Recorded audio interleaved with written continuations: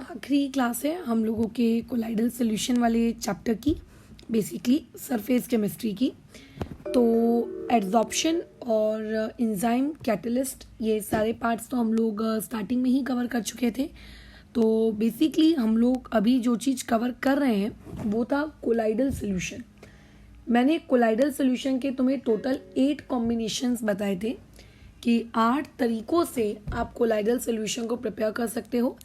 9 तरीके नहीं होते हैं, उनमें जो गैस वाला होता है ना उसको हम कोलाइडल नहीं कहते।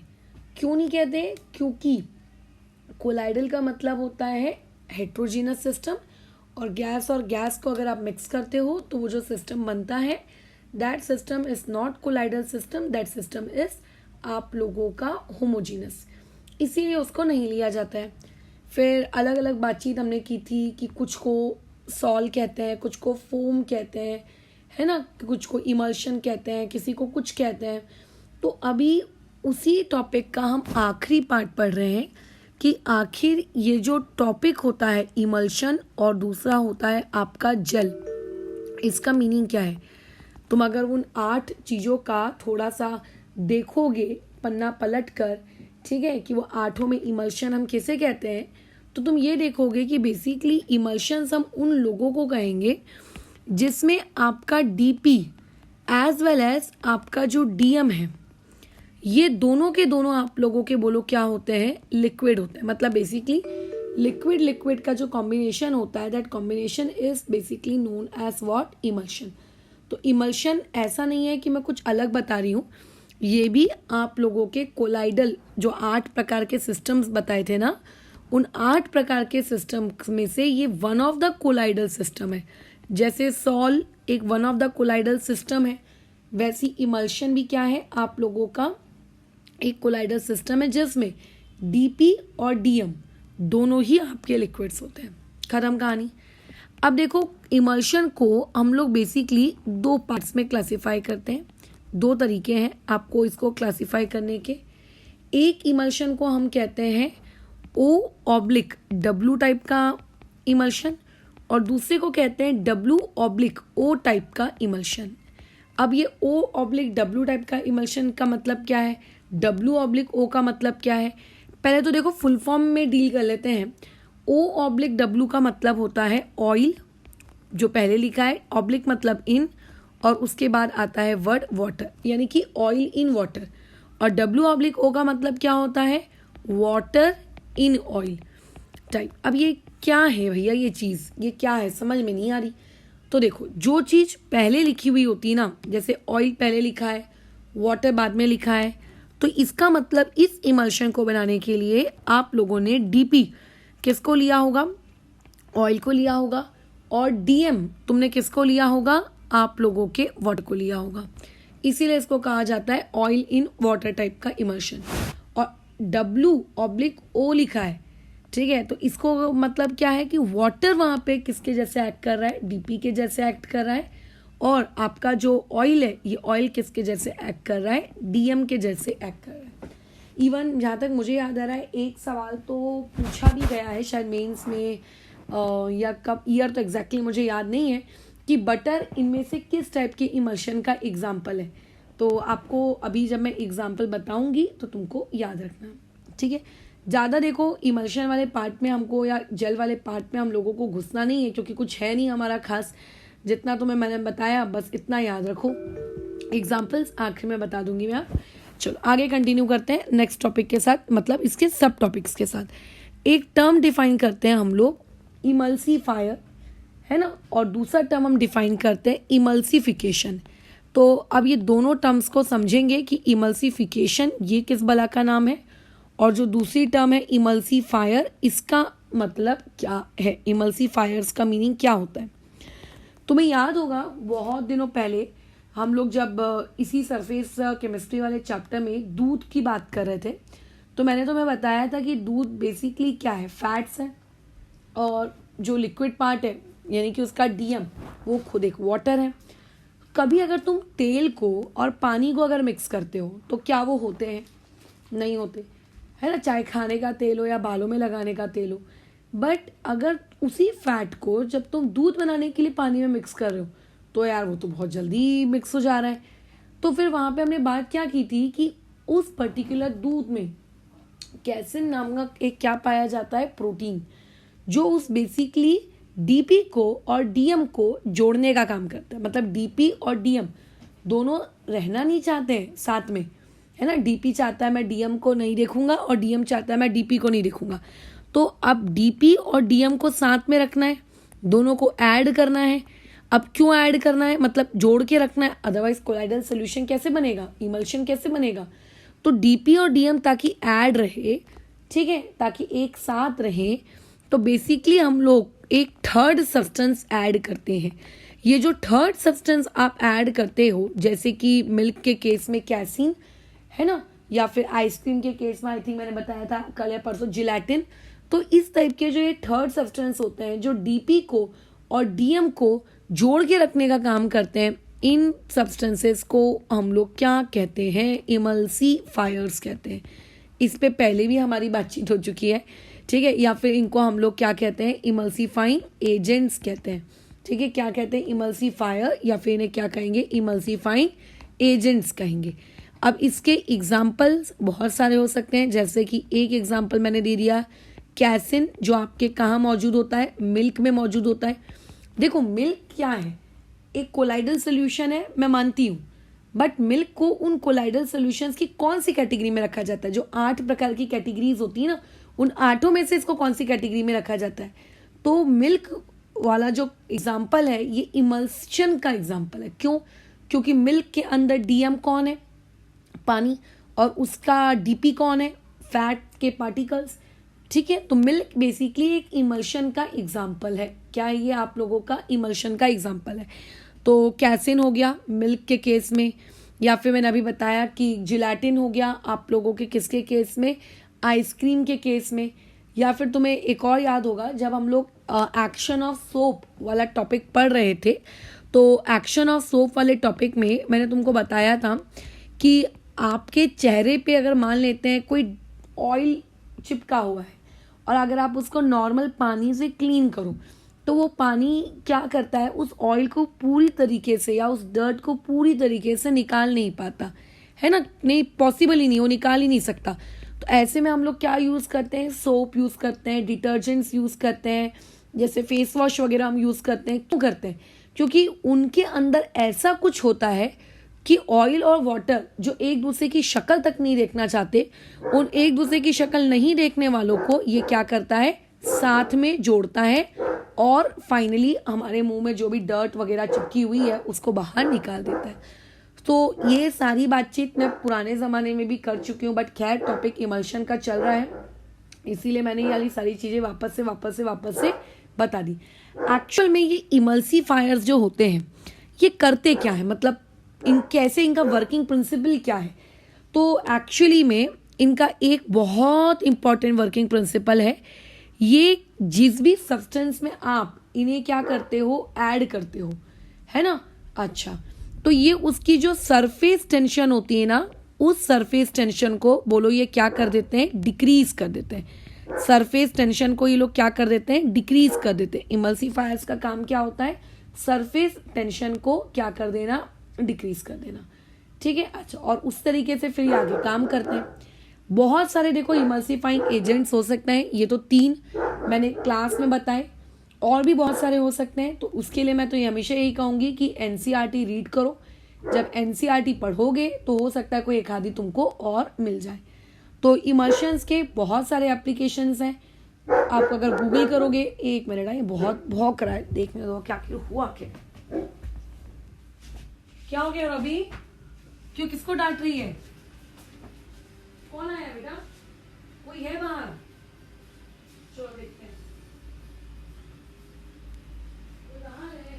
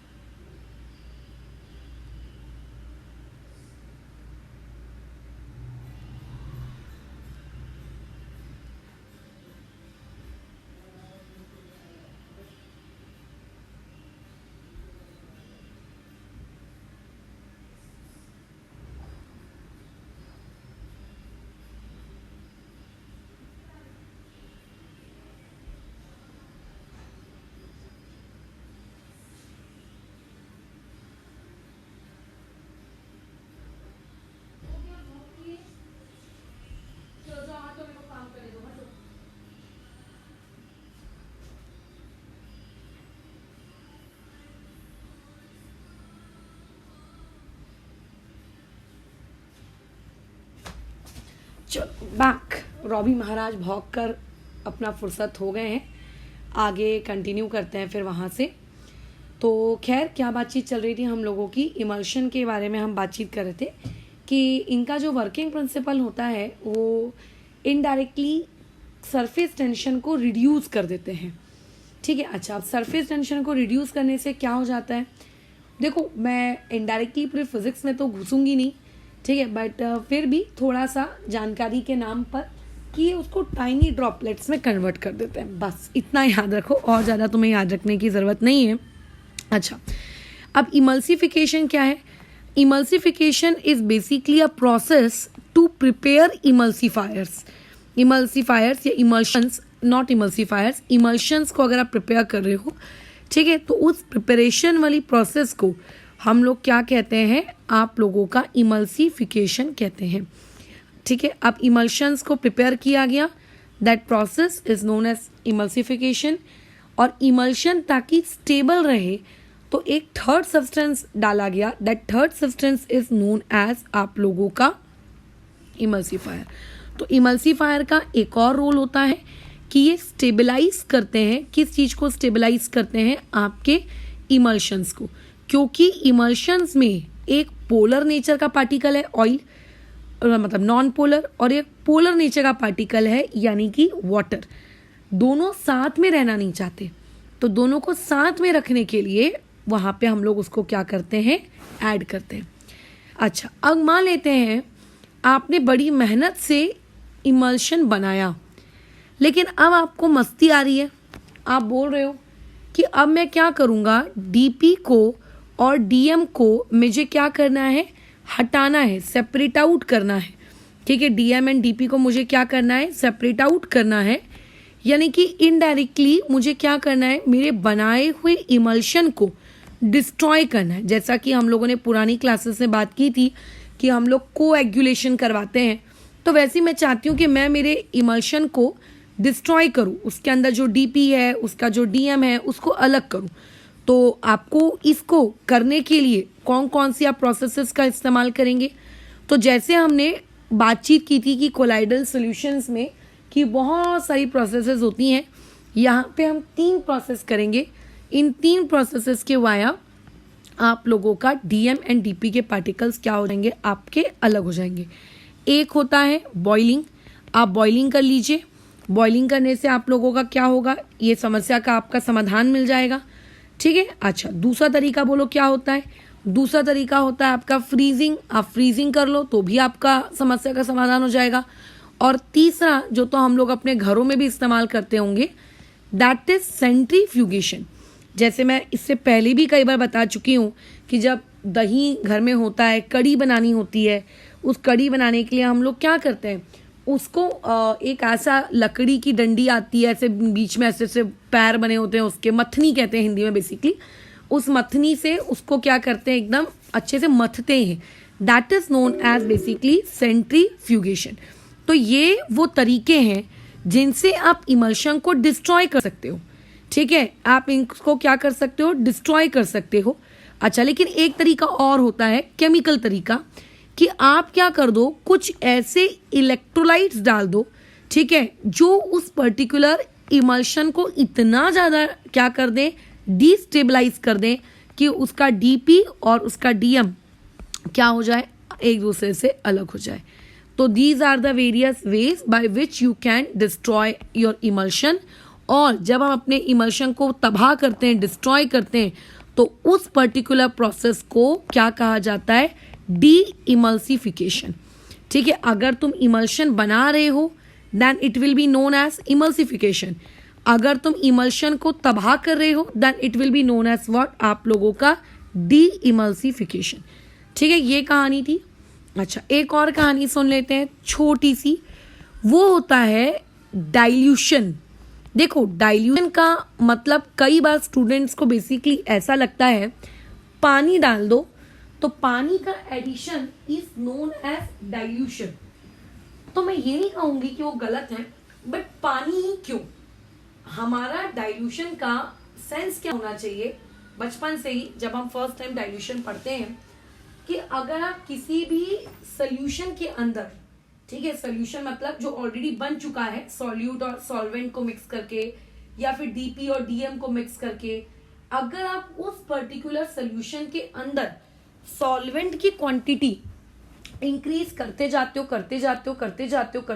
हो, that is known as dilution. यानी कि अगर आपका सॉल्वेंट पानी है मान लेते हैं, तो आप पानी की क्वांटिटी इंक्रीज करो। अगर आपका सॉल्वेंट लेट से ऑयल है तो आप ऑयल की क्वांटिटी इंक्रीज करो। आपका सॉल्वेंट बेंजीन है तो आप बेंजीन की क्वांटिटी इंक्रीज करो। तो इनडायरेक्टली डाइल्यूशन का जो सेंस है वो क्या होना चाहिए कि हम लोग सॉल्वेंट की क्वांटिटी को इंक्रीज कर रहे हैं। सॉल्वेंट बोलूं या फिर मैं डीएम कहूं, अगर कोलाइडल सोल्यूशन का चैप्टर चल रहा है तो डीएम कहना चाहिए, अगर ट्रू सोल्यूशंस के बारे में बात कर रहे हैं तो सॉल्वेंट कहना चाहिए। बट जो भी हो, सॉल्वेंट या डीएम अगर आप इनकी क्वांटिटी बोलो क्या करते हो, इंक्रीज करते हो, तो उस पर्टिकुलर सिचुएशन को हम लोग क्या कहते हैं, डाइल्यूशन कहते हैं। ठीक है, उसको हम लोग क्या कहते हैं, आप लोगों का डाइल्यूशन। अब देखो डाइल्यूशन को मैं यहाँ क्यों इंट्रोड्यूस कर रही हूँ, एक छोटा सा पॉइंट है वो आपको याद रखना है। अगर आपके पास मान लेते हैं एक इमल्शन है, ऑब्वियस है इमल्शन डीपी और डीएम के कॉम्बिनेशन से बना होगा। खैर, अगर आप इस इमल्शन में और डीएम ऐड कर रहे हो, मतलब डीएम को आप बेसिकली ऐड कर रहे हो, इसका मतलब आप क्या कर रहे हो, आप डाइल्यूशन कर रहे हो। आप क्या कर रहे हो, डाइल्यूशन कर रहे हो। तो जब आप और डीएम ऐड करोगे तो डीएम ऐड करने से क्या होगा, डाइल्यूशन हो जाएगा। लेकिन उस बने बनाए इमल्शन में अगर तुम लोगों ने डीपी को ऐड कर दिया तो डीपी को ऐड करोगे तो वो प्रॉपरली मिक्स नहीं होगा, बिल्कुल भी मिक्स नहीं होगा, बल्कि वो क्या कर लेगा, एक अलग सी ही उस इमल्शन के साथ क्या कर लेगा, एक सेपरेट लेयर तैयार कर लेगा, फॉर्म अ सेपरेट लेयर। तुम चाहो तो इस चीज को करके देख सकते हो।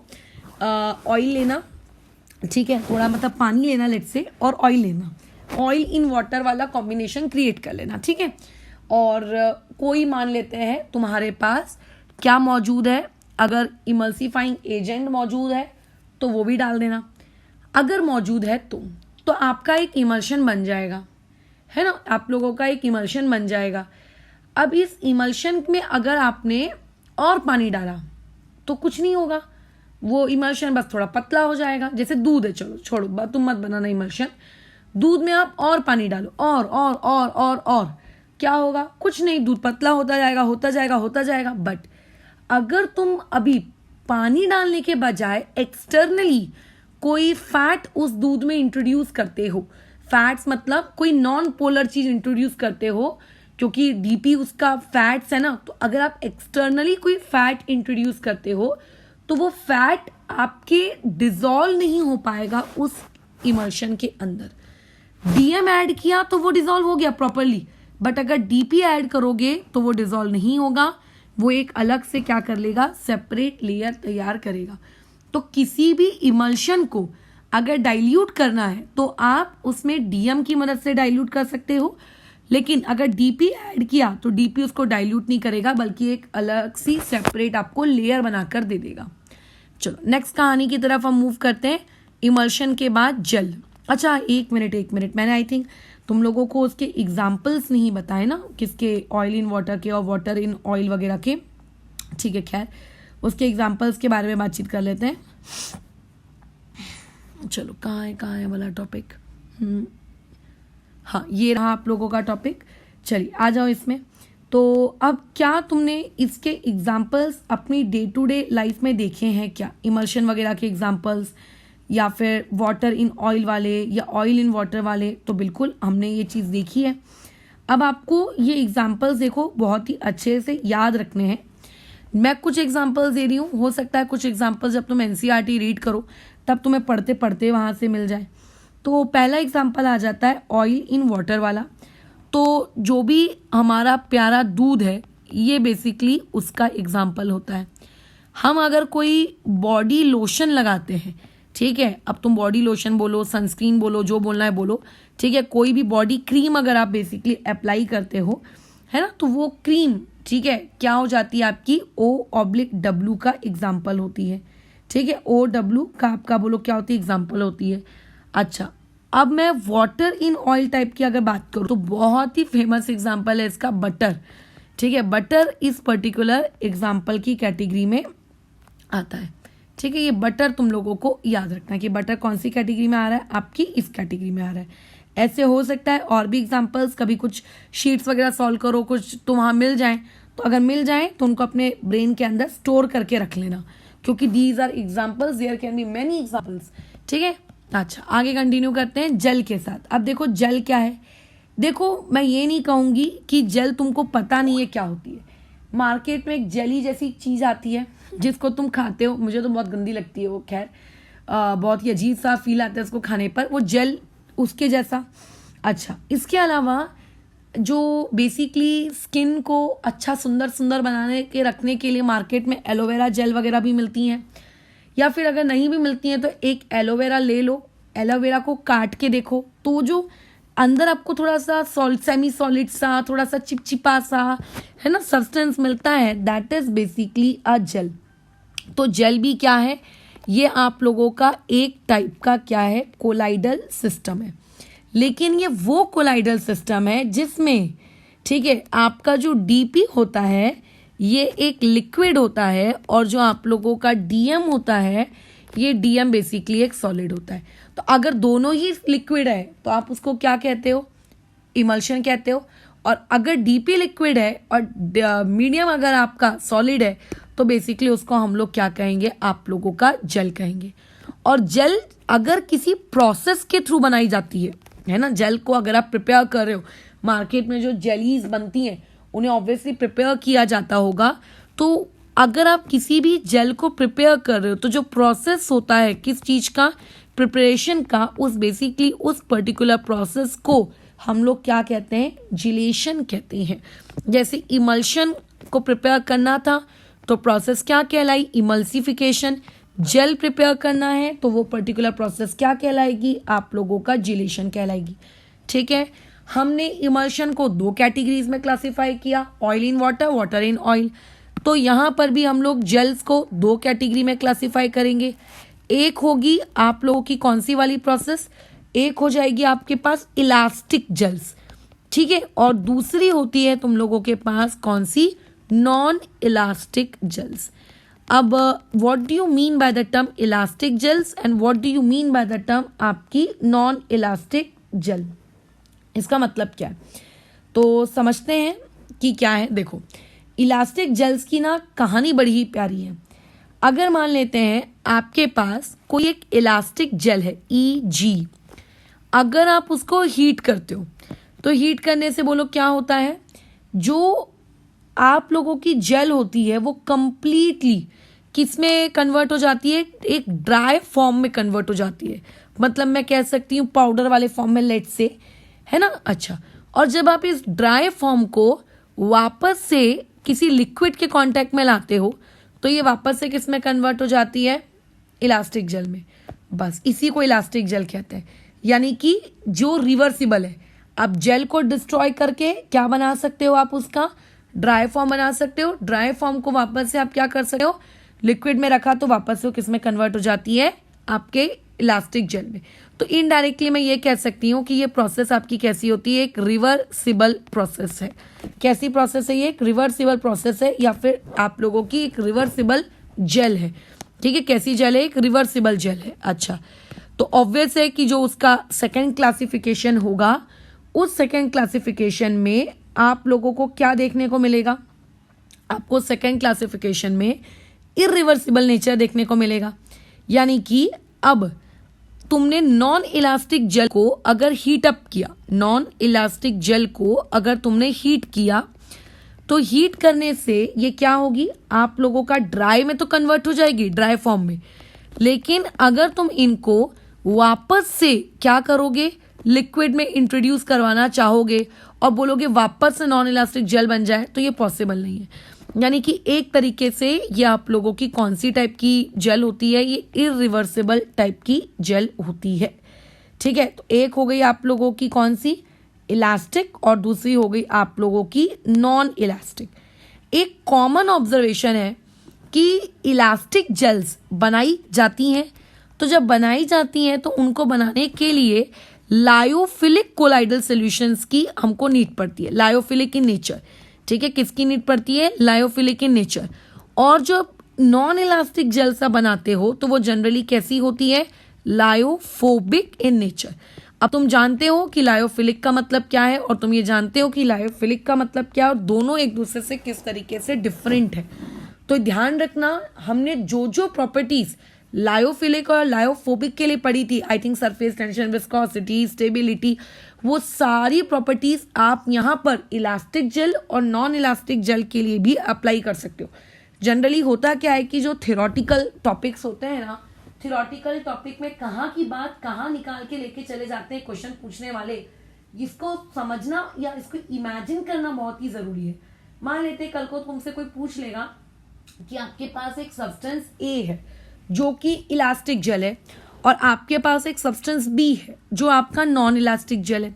फिर आपको ये पूछेगा कि जो सब्सटेंस ए है बताइए उसकी विस्कोसिटी उसके डीएम के रिस्पेक्ट में ज़्यादा होगी कम होगी, है ना, और बी के बारे में तो आप बोलोगे यार हमने तो जब जेल पढ़ा था तो विस्कोसिटी जैसी कोई चीज़ पढ़ी ही नहीं थी। तो वहाँ से आपको रिलेट करना पड़ेगा कि जब तुम्हें पढ़ाया गया था तो बताया गया था उनमें से कौन लायोफिलिक है और कौन लायोफोबिक है। हाँ, और जब लायोफिलिक और लायोफोबिक पढ़े थे तब तो विस्कोसिटी और सरफेस टेंशन पढ़े थे ना, तो फिर वहां से रिलेट करते हुए उसको घुमा फिरा के कहाँ तक लाना पड़ेगा, जेल तक तुम्हें उसको खींच तान कर क्या करना पड़ेगा, लेकर आना पड़ेगा। जब ये प्रोसेस करोगे, खींच तान के लेकर आओगे, तब आप लोग ये कह सकते हो कि हाँ करके मेरा जो टॉपिक है उस टॉपिक में मेरी कमांड है। तुम सोचोगे कि सिर्फ डेफिनेशन रट लेते हैं या फिर सिंपली ऐसा ही डायरेक्ट सवाल आएंगे, तो देखो डायरेक्ट सवाल आ सकते हैं नो डाउट, बट कम से कम हमें अपनी तैयारी इस तरीके से तो रखनी कि अगर कल को कोई घूम कर सवाल पूछा जाए तो आपको कोरिलेट करते आना चाहिए। अच्छा, उसके अलावा और क्या जानकारी है तुम लोगों के जेल्स के बारे में, इलास्टिक एंड नॉन इलास्टिक के बारे में?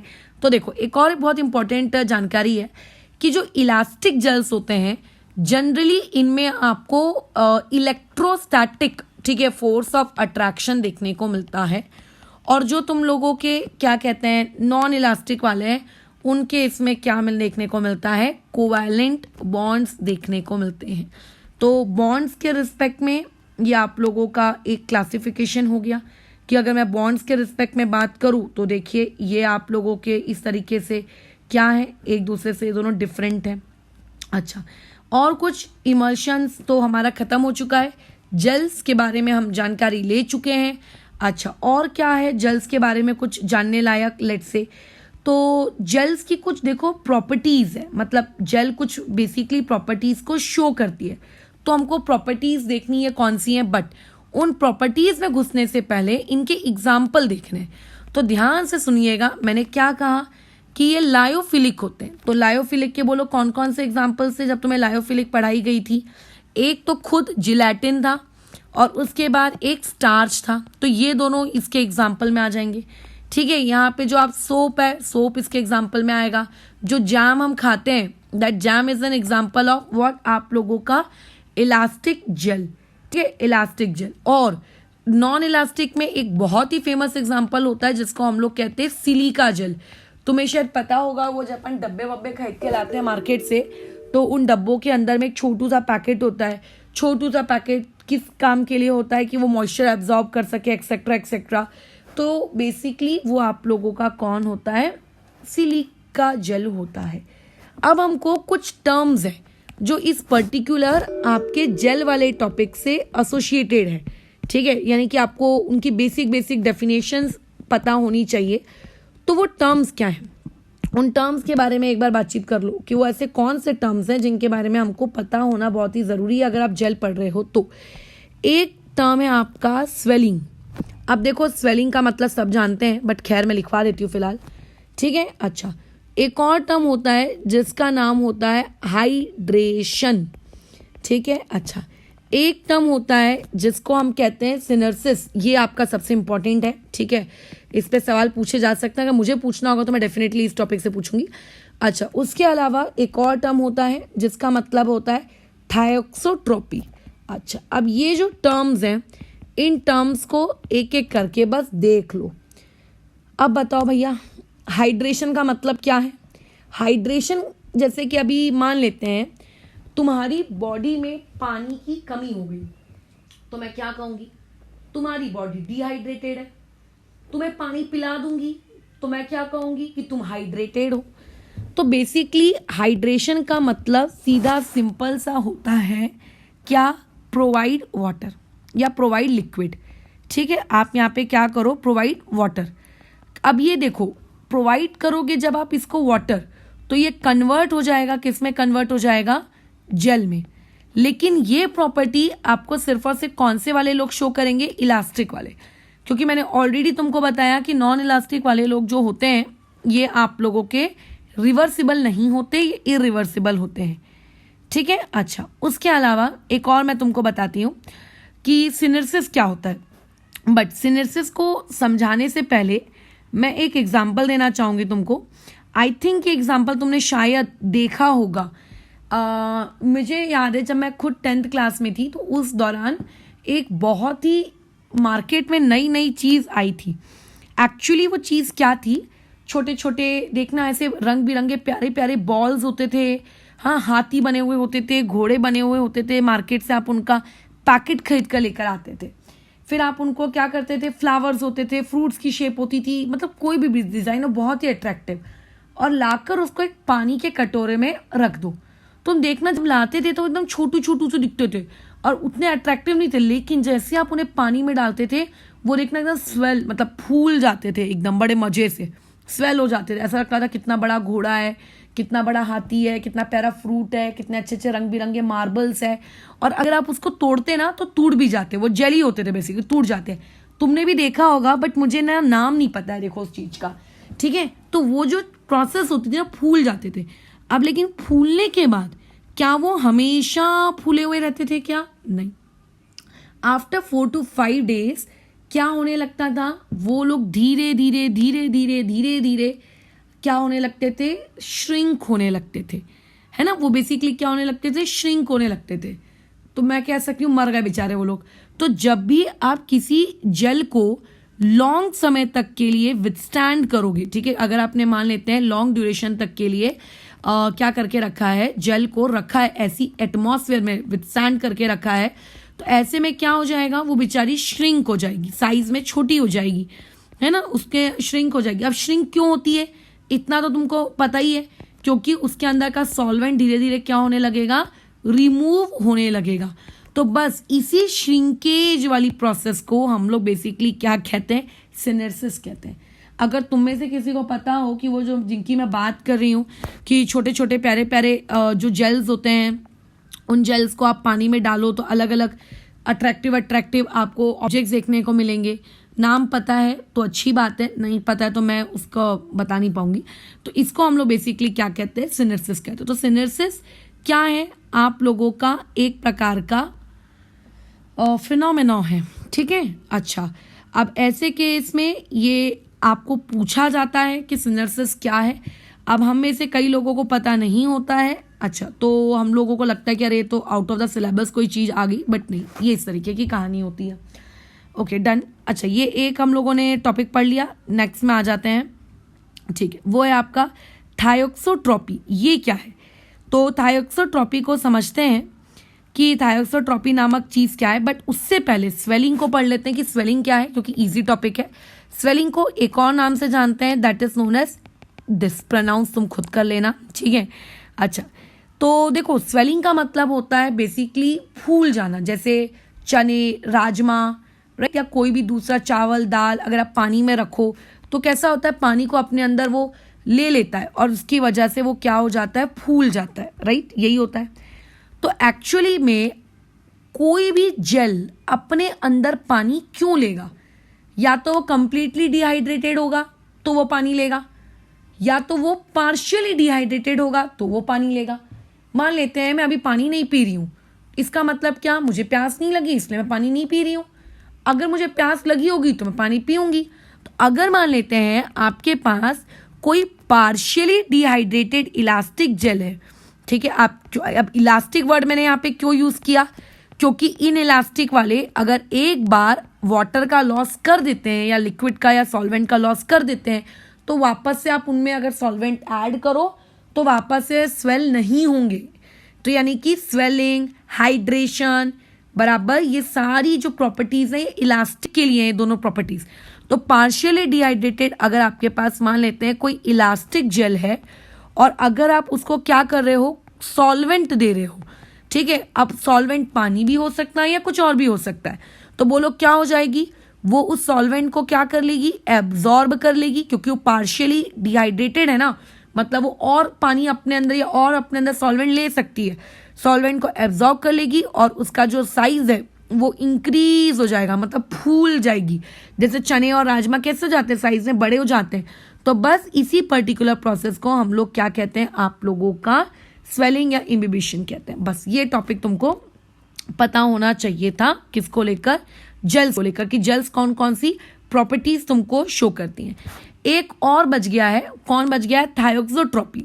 अच्छा, थायोक्सोट्रॉपी क्या है, देखो अभी अगर तुमने जेल्स को सही में देखा है, ठीक है, अगर तुमने सही में जेल्स को देखा है तो तुम ये तो जानते हो कि जेल्स थोड़े से सेमी सॉलिड टाइप के लोग दिखते हैं, है ना, बराबर, थोड़े से सेमी सॉलिड टाइप के लोग दिखते हैं। अच्छा ठीक है, अब ये जो सेमी सॉलिड जेल्स होते हैं, ये जो सेमी सॉलिड जेल्स होते हैं, अगर मैं इनको थोड़ा सा स्टर कर दूं विगरसली या एजिटेट कर दूं, ठीक है, तो ये लिक्विड में कन्वर्ट हो जाते हैं। यानी कि अगर आपके पास कोई सेमी सॉलिड जेल है, क्योंकि जेल यूजुअली सेमी सॉलिड ही दिखते हैं, ठीक है, और अगर मैं इनको विगरसली एजिटेट कर दें, एजिटेट मतलब इनको थोड़ा चला वाला दें हम लोग, ठीक है, अच्छे से, तो एजिटेशन करने के बाद आपको ये लिक्विड सॉल में कन्वर्ट होके हुए मिल जाएंगे। लिक्विड सॉल में मतलब सोचो सेमी सॉलिड से लिक्विड सॉल में चले गए। अच्छा, तो और अगर वापस से अगर इनकी कुछ देर बाद आप उस लिक्विड सॉल को पड़े रहने दो, ठीक है, मतलब जब एजिटेशन खत्म हो जाएगा पूरी तरीके से, वापस से सारी चीजें आपकी रेस्ट पे आ जाएंगी, तो क्या हो जाएगा, ये वापस से किस में कन्वर्ट हो जाएंगे, आप लोगों के सेमी सॉलिड जेल में।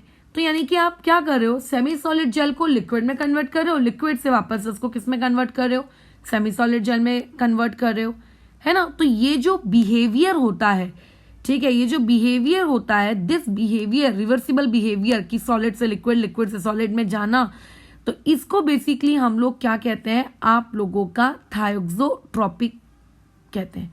यानी कि again thixotropy is a property, is a process, और सिनर्सिस भी वही है, ठीक है। तो ये जितनी भी टर्म्स बताई थी मैंने प्रोसेस के रिगार्डिंग बताई थी, तो ये हमारी कहानी थी, ठीक है, खत्म हो गई। अच्छा, इसका एग्जाम्पल हम क्या देख सकते हैं, रुको, इसका एग्जाम्पल मुझे सोचना पड़ेगा। आई थिंक इसके एग्जाम्पल के नाम पर आप दही को ले सकते हो, ठीक है। अगर आप दही को बहुत ही विगरसली एजिटेट कर दो तो वो लिक्विड में कन्वर्ट हो जाता है, लेकिन हाँ, दही को अगर वापस, मतलब जो लिक्विड में कन्वर्ट हुआ, सेमी थोड़ा थोड़ा सा लिक्विड में, उसको आपको काफी घंटे हो सकता है वैसे ही पड़े रहने देना पड़ेगा, तब जाके हो सकता है वो किस में कन्वर्ट हो जाए, वापस से सेमी सॉलिड में। तो इस तरीके से ये एग्जाम्पल है किस चीज का, आप लोगों के थायोक्सोट्रॉपी का, ठीक है, ये है। तो यहाँ पे हमारा सरफेस केमिस्ट्री वाला पार्ट खत्म होता है। अब इसमें मैं एक ही चीज कहूंगी, रीड NCERT। तो ये वाली चीज यहाँ पे रोकते हैं, कल से एक नया चैप्टर स्टार्ट करेंगे, that will be chemical kinetics, ठीक है।